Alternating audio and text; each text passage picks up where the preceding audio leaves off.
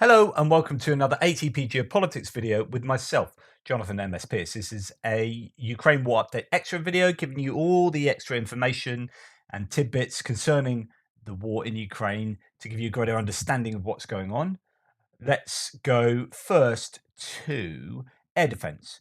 I've reported recently or cast my opinion that it's been incredible that Ukraine has received such a vast amount of air defense capability, varied abilities from these very different pieces of equipment.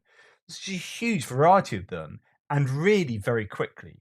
Bear in mind, this war is a year old, and that may sound like a very long time, but there have been Patriot, Nazam, SAMP-T, Iris-T, uh, Gepard, all sorts of different pieces, Crotal, um, so much stuff that is mind-boggling. And Ukraine are in a better place for it. Their air, their skies are certainly a lot safer. Um, although the last jet I reported being shot down was actually a friendly fire jet from the Russians behind their lines. That's a Su-34 yesterday. But the Ukrainians are definitely in a much better place than they were a year ago. Here's a tiny bit of video from a Stormer, which is basically an APC, if you like, or an infantry fighting vehicle with a bunch of Starstreak man pads, except they're not man pads. They're on top of a Stormer that are used to shoot down, in this case, some kind of drone. And there it is getting taken out. Bang. And Storm is just another example of one of the many different pieces of equipment that Ukraine have been donated by allies. There it goes, bang, and that's the end of that. What is the Stormer? Well, Starstreak, the fastest missile in its class, a velocity of Mach 3. So they are pretty decent missiles to be shot from the Stormer. We'll see the Stormer in a second. So this is from November. This article, I can't find a more recent article that gives a really good synopsis like this with pictures. So there are a whole load of new things that can be added to this, including the Patriot missile system, one of the best in the world. You've just got all of these different bits of kit. So if we go down, we pass basically what Ukraine already had. So the S-300s, these Tor systems, Strela. There it is. That looks not too dissimilar from the kind of Stormer that I've just been talking about. Gecko, not too knowledgeable about those. Uh, then we have something that looks quite similar to the Gepard, really, the Tunguska book and one. And the book, they've been able to adapt missiles that they can give them, anti-ship missiles, I think, have been adapted to go on the book when they were running out of ammunition for these. So that's really fantastic. The S125 Pechora, not seen that before. I have seen these. So these are the auto cannons this time on top of a chassis, but then you get similar ones on top of on just a kind of either towed or static um, sort of brace or what have you, S60.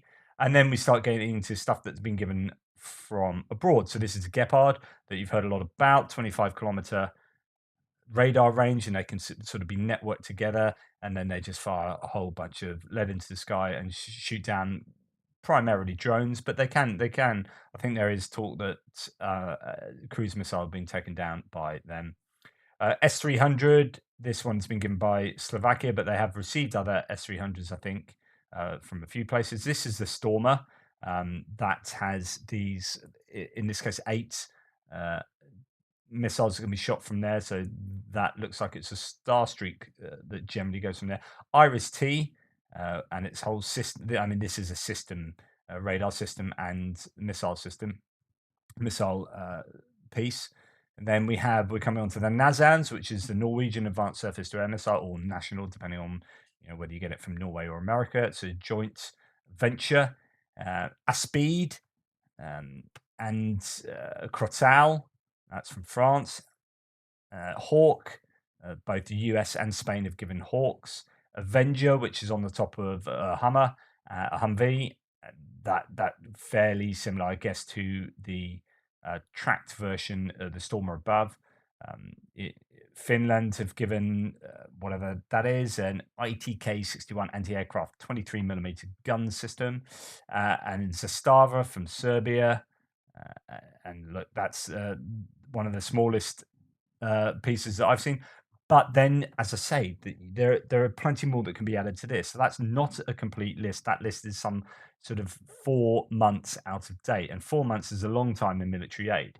Now, if you want to check out military aid being given to Ukraine, the Wikipedia page list of military aid to Ukraine during the Russo-Ukrainian war is actually a bit of a goldmine. It's a very good page that goes in alphabetical order down each of the countries, and there's some really interesting little nuggets in here, such as you look at Albania and you think what they've given. They've given ammunition, then they've given 1 million euros. Okay, you could look at Australia and Austria military gear. Then one of the things that you forget that things like this have been explicitly agreed. So Australia has allowed its territory to be used for the transport of weapons to Ukraine by other countries.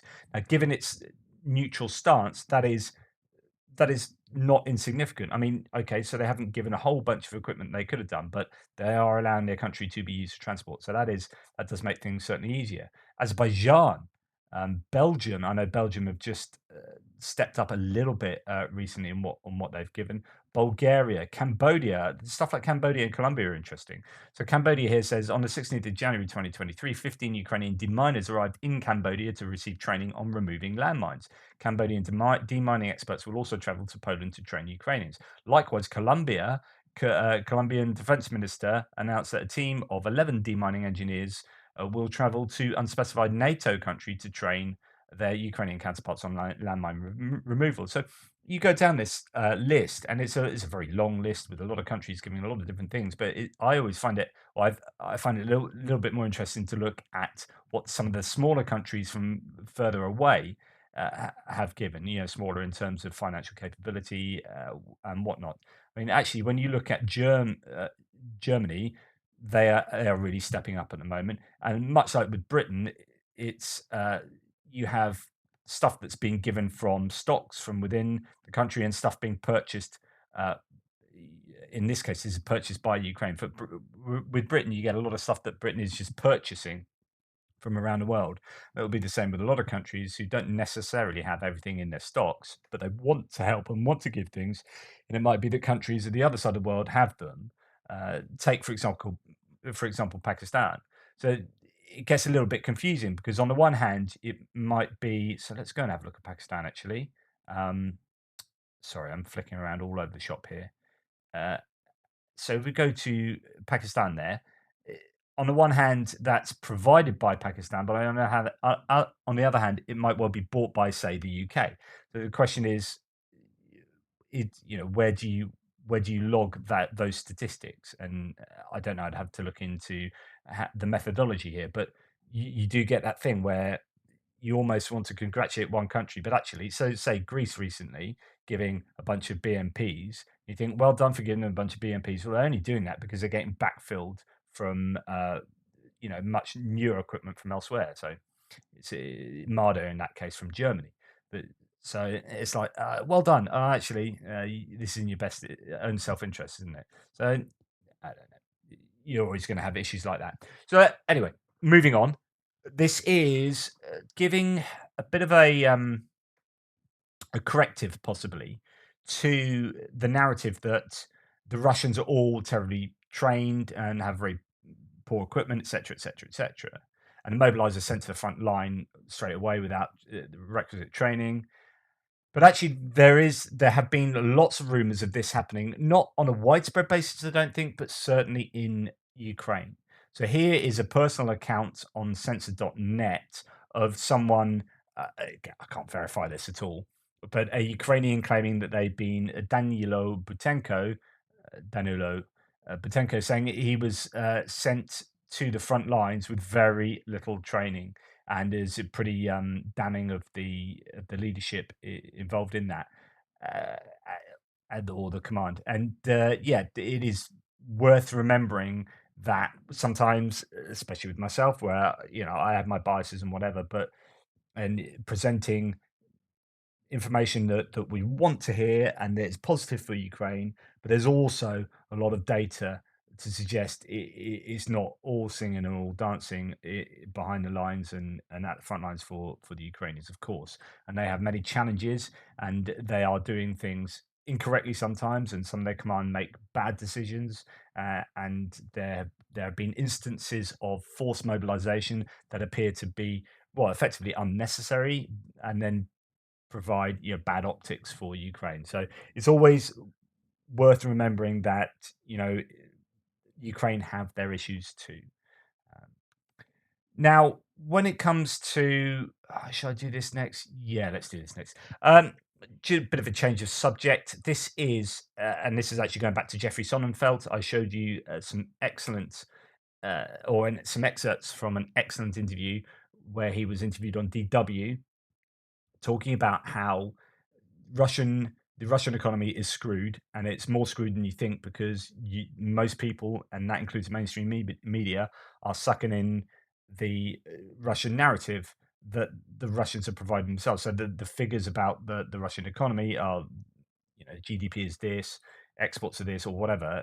Where they're coming from? Well, Russian central government. Okay, can we trust those stats? Absolutely not. Okay, so it could be that the Russian economy isn't in such a good place. And one of the areas that Sonnenfeld in that interview talked about was how many companies have actually pulled out of Russia. And there are quite a number of articles, and I've in fact relayed some of these articles previously myself, stating that a good number of companies have actually remained in Russia, and it's not, everything's pretty much hunky dory. But there's a few things to say to that. And one, well, Sonnenfeld says one is not correct. Those stats, if they're coming from the Russians, aren't correct. And if they're coming from, we'll talk about this in a second, certain people who've been compiling these stats, they're not correct either. And here's why they're not correct. So he's actually got a team, I think, at Yale, looking into this on literally on a daily basis. Um, Also, I was watching a very good, and I advised you guys to check out my playlist that I put. There's only 4 videos on there at the moment, but a recommended playlist. So if you go to my channel, and it says, I think, home videos, blah blah blah, and there's playlist. Click on that and look at recommended Ukraine videos. And one of them is a Sky News documentary that goes into Russia, and she goes around Russia trying to get people's opinions on the war. And she says, one of the observations she makes is that things don't seem to be all that different when you're sort of walking around in Moscow and places. But if you go out into the sticks or out into places, far away from those metropolitan hubs, then things are a little bit different. And Ukraine, the latest, was talking about this on one of their recent podcasts, saying, yeah, you might be able to get X, Y, and Z in Moscow, but you go to a city, 1,000 clicks to the east, and things aren't as rosy there, and things are more expensive, and you can't get hold of this. And the other thing is that, you might be able to get hold of a new Apple phone, but you look at these serial numbers on those, and they've come from Kazakhstan. And yes, that you can get hold of things, but those usual import routes have certainly been altered. Uh, Anyway, just having a look a little bit at this article, let's dip into it. So this is about a third of the way through. It says, when Putin invaded Ukraine last year, we chronicled the unprecedented historic mass exodus of over 1,000 global companies from Russia. These companies made bold announcements, removed their employees, and wrote down their abandoned assets and shuttered facilities. Our volunteer expert operatives on the ground and online confirmed such dramatic action. It continues, however, in the last few days, we have been besieged by bewildering, evidence free assertions that we somehow grossly exaggerated the Russian business retreat. Last week, two European authors, Simon Evanet of St. Gallen University and Niccolò Pisani of IMD, released a publication claiming that only 8.5% of Western companies have actually pulled out of Russia. And I did repeat this.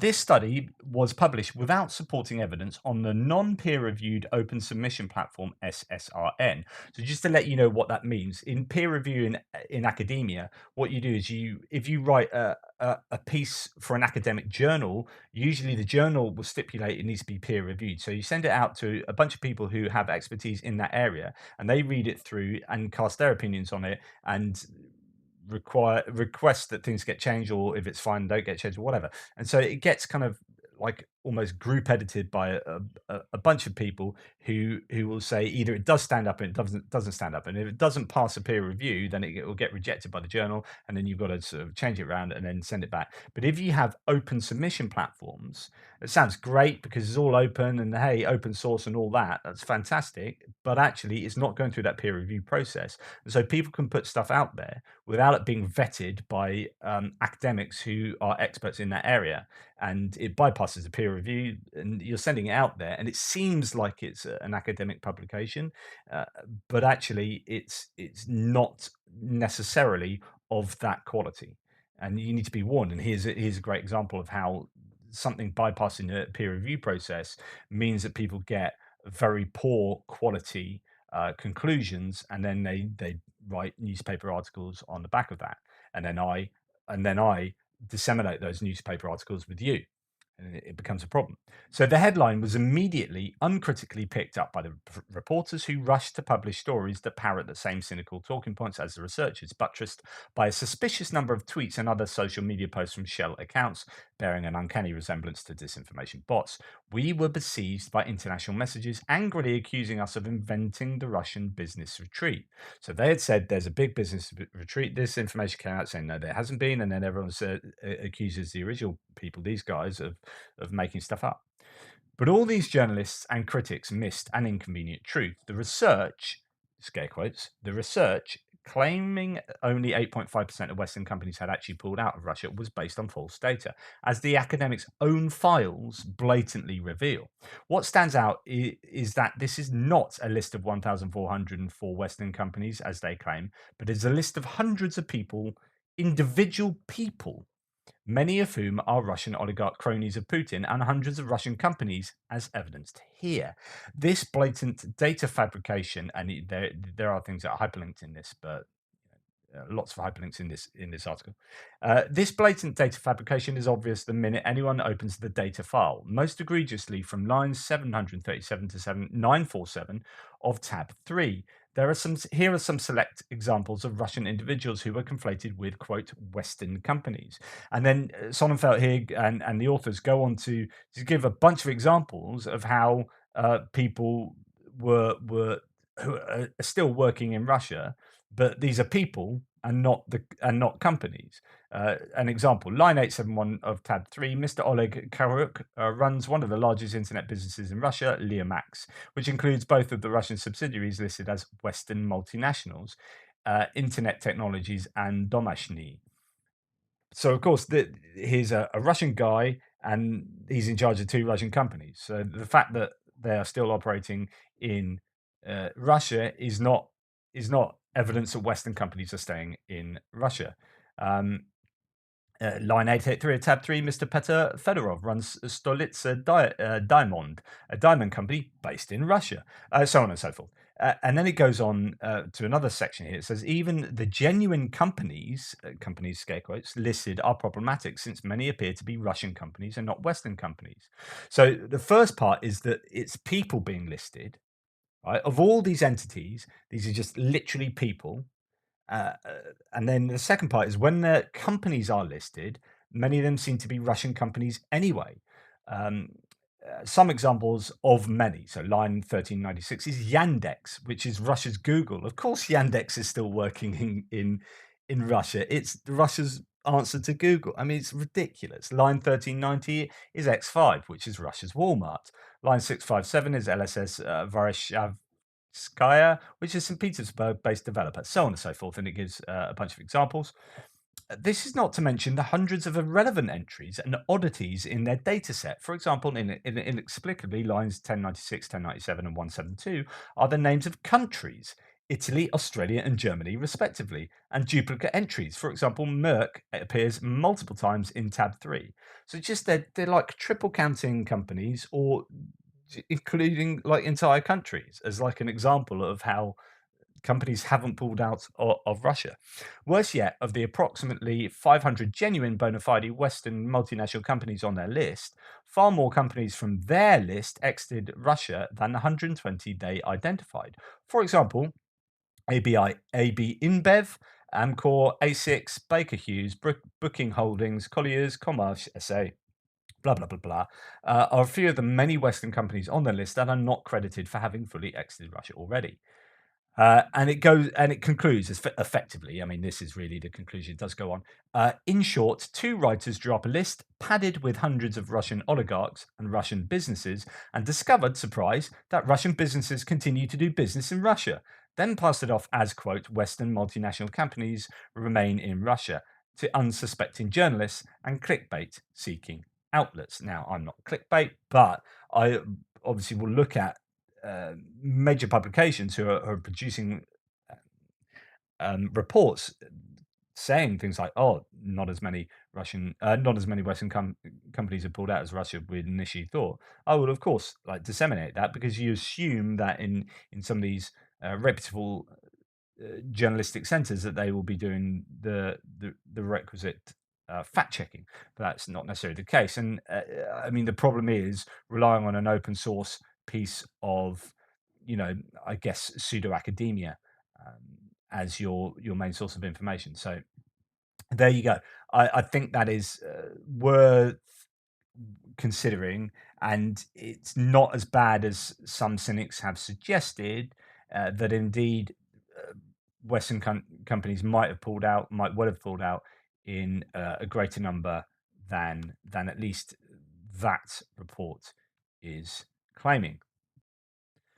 Okay, so I've already recorded the rest of this video, but I've cut it in half because I had too much to say. So I'm just going to do a couple of little bits that I really want to get out now, extra ones I'm going to add in before I wrap it up, which is to say that, and this is hot off the presses, UK has decided to double the number of Challenger 2 tanks to Ukraine, said the Ukrainian ambassador to Britain, Vadim Pristaiko.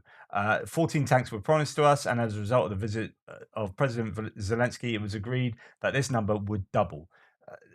Lots of people are getting really happy about this, and rightly so. So, and talked about this loads. Britain has a whole bunch of Challenger 2 that are basically being phased out. Some of them being upgraded to Challenger 3, but that leaves something like, I think, 79 Challenger 2s that aren't going to be upgraded. Well, what the hell are you going to do with them? You're just going to put them in a warehouse. You might as well give them 79. So this is great. We're now getting 28.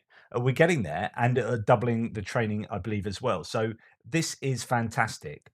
Another 14 Challenger, now 28 Challenger. I mean, really, you could give an entire, but I mean, this is almost a battalion of Challenger 2 tanks. That's fantastic. And of course, when you start sending more of them, then you open up the logistics routes to be even more, it's economies of scale, isn't it? So just be easier. The more you give, the easier it'll be.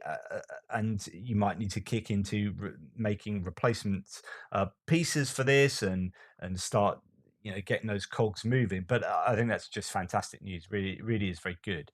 And a little bit on Vuhledar. This is Tatragami, who hasn't actually said anything for almost a week on Vuhledar. Given Shoigu's visit to Vostok, so Shoigu is the defense minister, has visited troops in the Donetsk area. The Vostok grouping of troops in South Donetsk, along with continuous fresh troops arrivals, it's evident that Russia might have serious intentions for Vuhledar and neighboring areas and a potential larger assault. Notably, Shoigu was present with General Muradov, who is infamous for his failures in Vuhledar, and Deputy Defense Minister of Russia, Mikhail Mizintsev, known for managing the siege of Mariupol. Although this could be a deliberate attempt to draw attention to mislead regarding intentions, the massive concentration of troops in the area cannot be ignored. It is possible that the enemy is planning to resume larger operations in Vuhledar or neighboring areas. Despite a series of defeats near Vuhledar, it would be unwise to assume that the enemy is completely destroyed and poses no threat. It's important to remain level-headed and take potential threats seriously rather than dismissing them. Making this mistake can lead to failures. And someone says, is this all not generally to Ukraine's advantage? Better for them to attack now and expend manpower and equipment rather than wait for the Ukrainian attack to follow with a counteroffensive? And I fully agree with that question. I think it's a great question. Tatarugami says, being continuously shelled non-stop for weeks, getting fired at from indirect tank fire, and then constantly harassed day and night by enemy assault groups, given how slow and late assistance from the West is coming, no, it's not an advantage. Well, as tough as those, it's like I'm going to be saying later. I've already said it in my bit on Bakhmut. Is you make these calculations that it's worthwhile to defend these places because you're treating the opposition to a greater degree. And although you might not think that's an advantage, actually that calculation is beneficial to the Ukrainians. Evidently, if it wasn't beneficial to them, you would assume that they would pull out. Um, uh, so I think that is something to consider, whether there is indeed going to be some kind of attack from Mariupol area up into southern Donetsk. I mean, at the end of the day, if Russia are serious about taking the Donbass, whether by the end of March or at all, then they have to take Vuhledar. I keep saying this: they have to take Avdiivka, they have to take Bakhmut. It's not so much that each of these places have some kind of intrinsic tactical or operational uh, value. It's if you want the Donbass, you have to take them because you have to take everywhere in the Donbass to control the Donbass.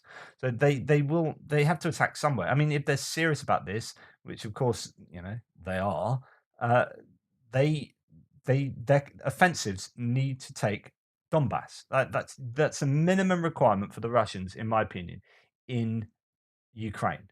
They could try and hold on to what they've got, but actually, that's not giving Donetsk becomes really difficult to have as a major city metropolitan hub if right next door to Donetsk there is Avdiivka, which is under Ukrainian hands, right? So they need a buffer to these places in order to keep them as occupied territories meaningfully under the Russian flag. They need Donbass, therefore they need Vuhledar, they need Avdiivka, they need Mariinka, they need Bakhmut. And then they've got to worry about Sloviansk, Kramatorsk, Toretsk, and all these other places. Um, and therefore, it seems that an attack from an offensive from the Vuhledar direction isn't, implausible. We'll have to wait to see. I mean, there have been these claims about an accumulation of Russian troops in Mariupol and south of Vuhledar. So maybe the theories have been, well, it could be for defensive reasons to anticipate the Ukrainian counteroffensive that is likely to take place in either the Vuhledar area or the Zaporizhia area, or possibly even both. I don't know. All those troops could be used as an offensive, which then might itself foil a Ukrainian counteroffensive. Anyway, there you go. That's enough for me for today. I've got most of another extra video. Whether I put that out again today, it's probably too much content today. I'll leave it to tomorrow because tomorrow's going to be a very busy day. So the second half of this one will come out tomorrow. Anyway, thank you. Take care. Thanks for all your support. Please like, subscribe, and share. And I will speak to you tomorrow.